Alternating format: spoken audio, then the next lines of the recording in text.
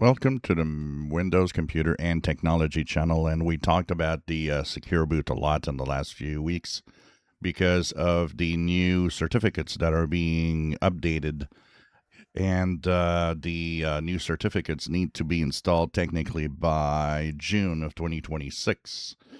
Now, one of the questions I got asked a lot in the last 24 hours since we talked about the fact that now the Windows security app does tell you if you have all the required certificates or not.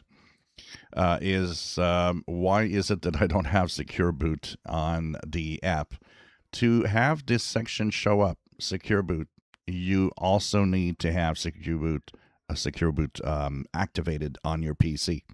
So if you have a really old PC, for example, running Windows 10, and it dates real far back. It's possible you don't even have Secure Boot on that computer, but for the most part, most PCs have it. But the manufacturers, for a long time, and I don't know if it's still the case today, or if finally they do activate it.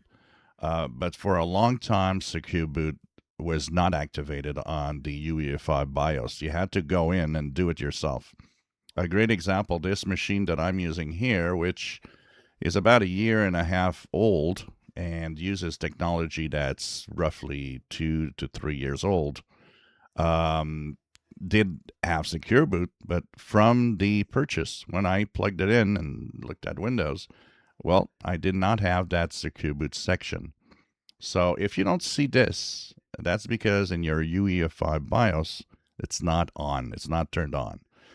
And be careful because some people say, well, it's turned on, but it still doesn't show.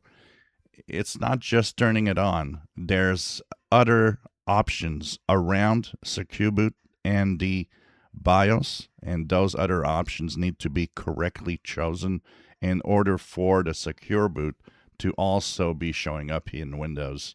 And automatically, when Secure Boot is on and correctly configured, it will show up in the Windows Security app automatically. And so if you don't see it, that's the reason. Your UEFI BIOS Secure Boot is turned off or not configured correctly.